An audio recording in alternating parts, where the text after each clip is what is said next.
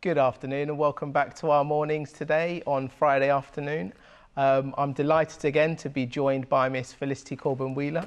How are you doing? I'm doing very well, yes, thank you. It's great to be back, Si. Fantastic. Another of our Fridays. Another one.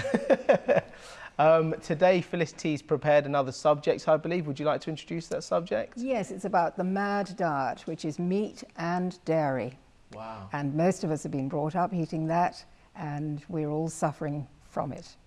Maybe you'd like to give our viewers a brief overview of what we're going to be covering in the next 20-25 minutes or so. Yeah, sure.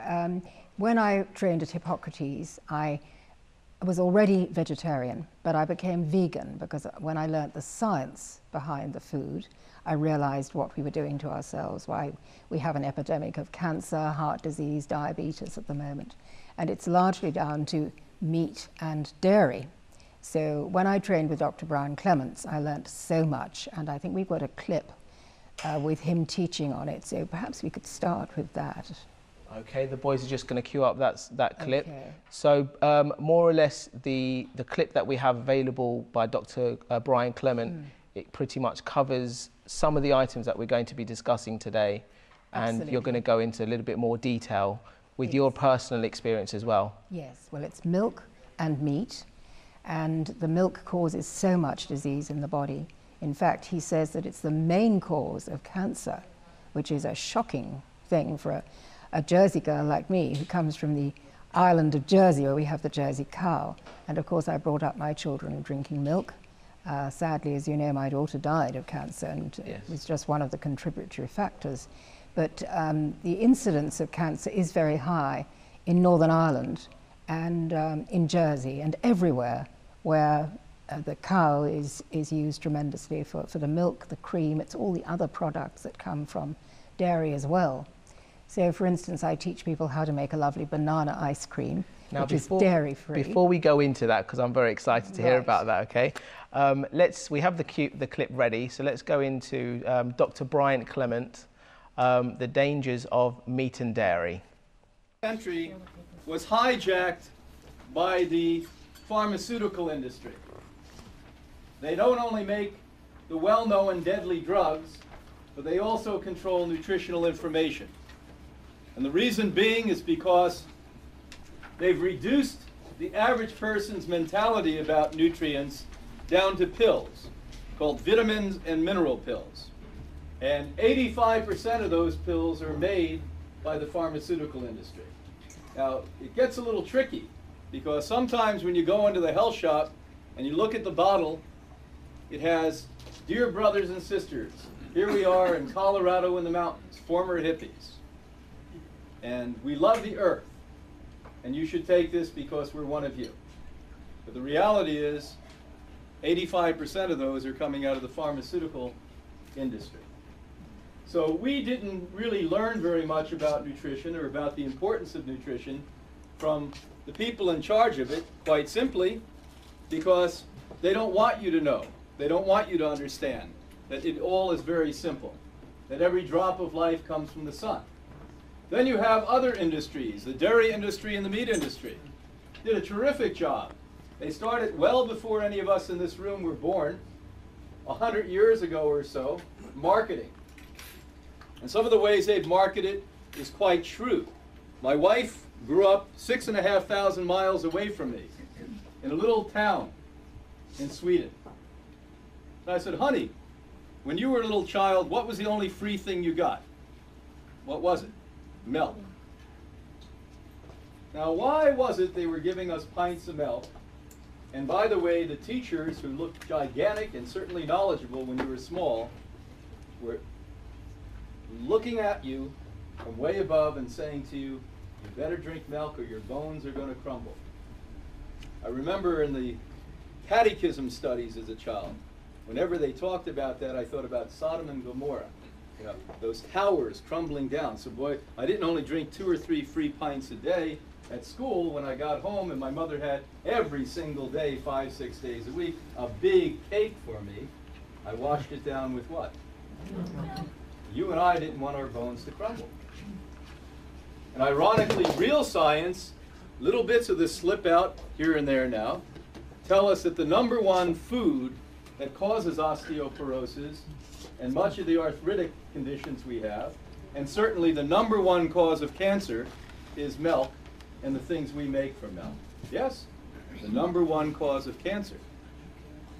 Not far from here, my colleague Dr. Campbell did over half a century of work, and his objective was to see what caused disease. Now, as a guy who grew up like me, thinking that meat and dairy was not only good for you, but a necessity, it took him a long time before he realized that what was causing most of our deaths, be it diabetes, be it heart disease, be it cancer, was those two non-foods. So his research indicated that casein, a protein in milk, yes, raw milk too, people, even the whole wallet raw milk, can you imagine that? Even the expensive whole wallet raw milk, is the number one dietary cause of cancerous tumors. What type? Every type. And by the way, it actually registered as having more to do with all forms of cancer than cigarettes does with lung cancer. Did you hear what I just said to you? If I said to you lung cancer, you'd say cigarettes. His 50 years of research as the most noted scientist who's ever lived in nutrition said to us, every form of cancer has a higher correlation with milk and all the things we make from milk than cigarettes do to lung cancer. Now, that's a shocking statement, but doesn't mean that meat isn't a big problem too. I had a young man, we spoke just before I talked tonight, and I said to him, you know, it's quite simple. There's two diseases that aren't diseases. One is called cardiovascular disease. The other is called diabetes type 2. These are not diseases. These are lifestyle choices. If you choose to live the lifestyle you were taught to live, you're going to end up with one of those problems. We are still number one in America. Let's give ourselves a hand. Not on many other levels, but this one we are. We are number one in dying from heart disease and stroke. Because we really, really, really, really like the idea of eating those non-foods. Diabetes, which everyone thinks who doesn't know better, is a sugar problem, is first a fat problem. What happens is all kinds of fats, and certainly animal fat, saturated fat, smothers a cell. When the cell is covered and glucose, one of the three major foods for cells, cannot go in, it hangs out in the blood, and when it hangs out in the blood, it attacks the pancreas, it runs back through it again, and you end up with pancreatic dysfunction. After you, in fact, have the fat problem cause the diabetes, then every time you look at any form of sugar, after you've already hit the red button, your blood sugar goes through the roof, and it's now a fat and a sugar problem. That's why if you look at the groups that have the highest incidence, African Americans is one example, Hasidic Jews, and look at their diets that have the highest amount of animal fat in it, they by far, markedly, have the highest amount of diabetic conditions in this nation. So all of these things are clearly scientifically validated, and any serious doctor or scientist who knows what the truth is will tell you the same thing that I'm telling you. He has a wonderful film here called Eating. If you haven't seen that film, that's enough to knock you on your ass. You can give that to people who don't believe a word about any of this.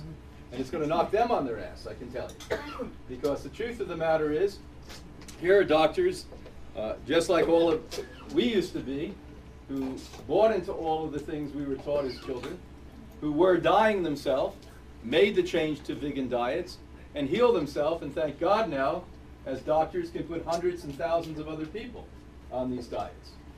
Now, I've had a very interesting vantage point for 30 years as a director of Hippocrates, the oldest natural health organization on earth. Our founders started this after the Harvard doctor. Hi, welcome back to our mornings. That was a clip by Mr. Brian Clement talking about the dangers of milk and meat. That was some very interesting facts there. In your opinion, Felicity, what are the dangers of drinking milk? Well, the thing is that most of us are now allergic to casein, which is the thing in milk. And all through my childhood, I was drinking Jersey milk, of course, and I had, you know, one cold after another. My cousins were having asthma, earache, all kinds of problems. And this goes on today because people are still feeding their children cow's milk. So the casein is really important to get out of our diet. And what you can substitute with is banana milk, which you just blend up a banana in a Vitamix or another blender, or the oat milk, which is very good. Oat milk is an old-fashioned milk, and you can get it in Waitrose. I don't know if we're allowed to say that, but anyway, you can get it there. Yeah, okay, so I think that's very interesting for our viewers, because obviously I'm sure most of our viewers are used to having their cereals in the morning, and the second we show a clip like that, they immediately panic and say, cut milk out. But it's interesting, at least there are alternatives. The other thing is the mucoid plaque, because what happens when we digest milk is it does go to make a plaque in the body, so that leads to heart disease, leads to cancer eventually. And so we really want to eliminate all that. And there are such wonderful substitutes, you know, like the banana ice cream, like the oat milk, that really one doesn't have to go for the cow's milk anymore.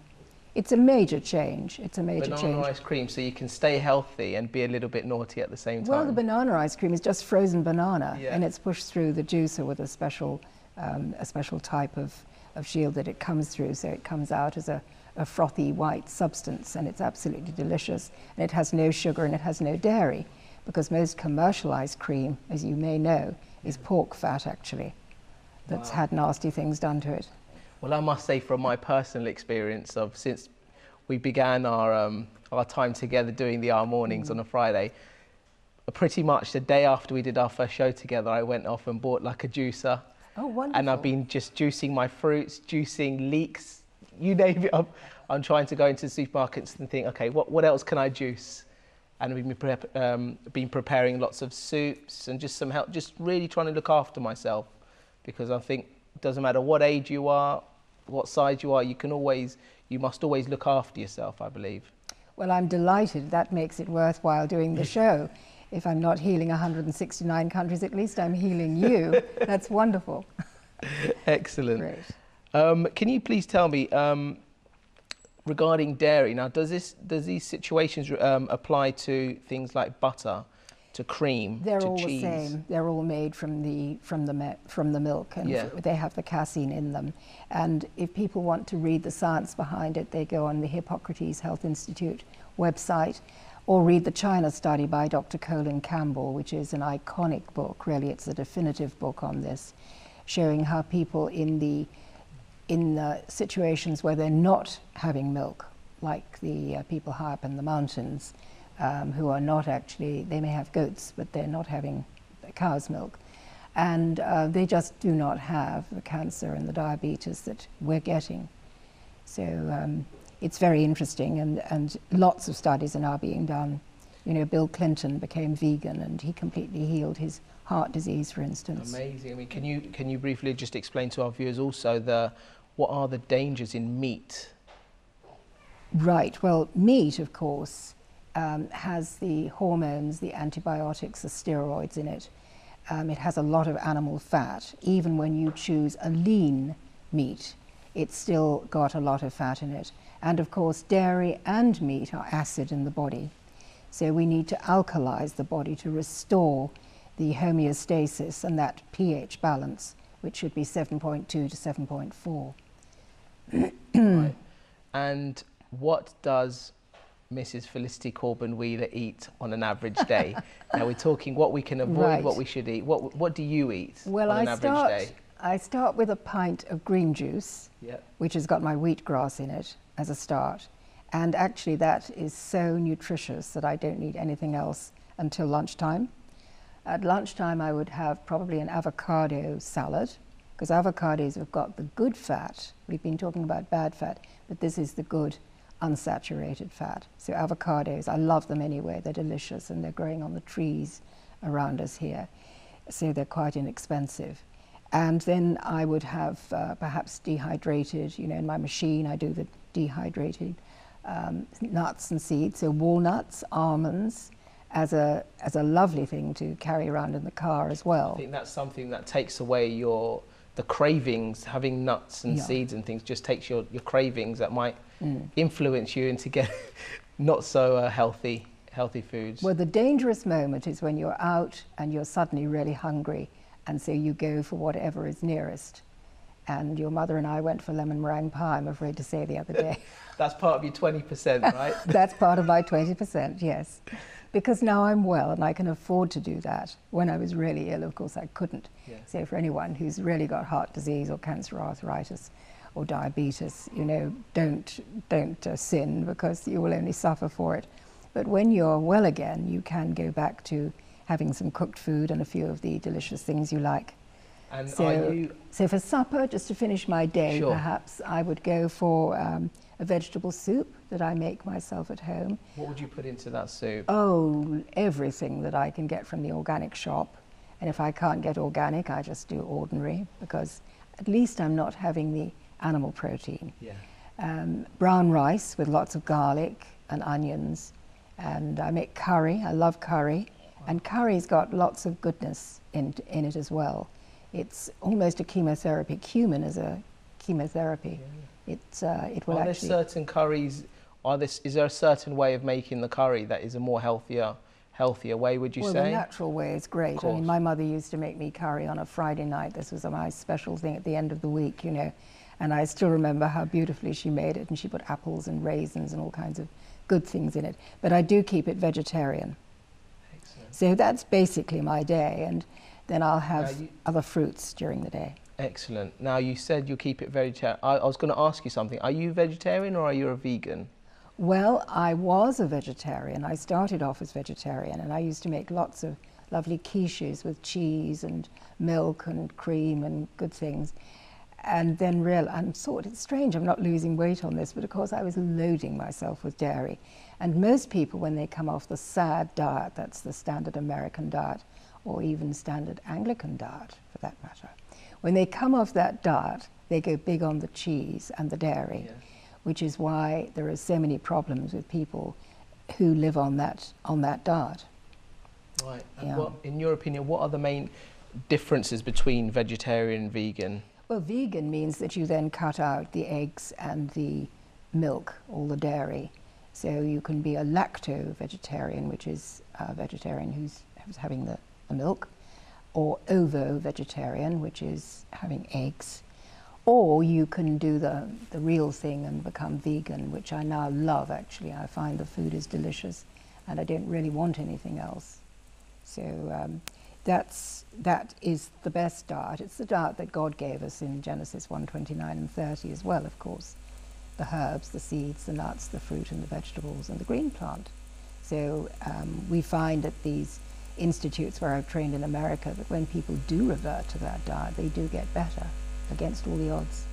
Okay, and I believe we're going to go to a clip that we have prepared. Now, can you briefly just explain what this clip is going to be about? Well, one of the other reasons that I'm vegan is I'm very compassionate towards animals. I can't bear to see animals suffer.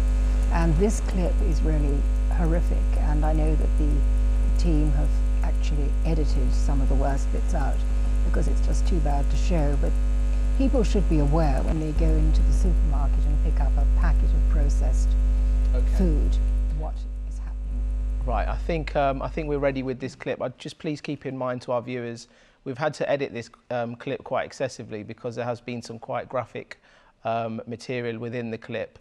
So please have a look at this clip. It's an eye-opener for us all of how meat is processed. So please see this clip.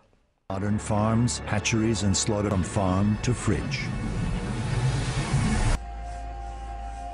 Crowded by the thousands into filthy sheds, chickens and turkeys are denied many of their most basic natural behaviors and needs, such as fresh air and exercise. At the slaughter plant, the birds are dumped from their crates, then roughly snapped upside down into moving shackles by their fragile legs. From there, the birds are dragged through an electrified vat of water, which renders them paralyzed, but not necessarily unconscious.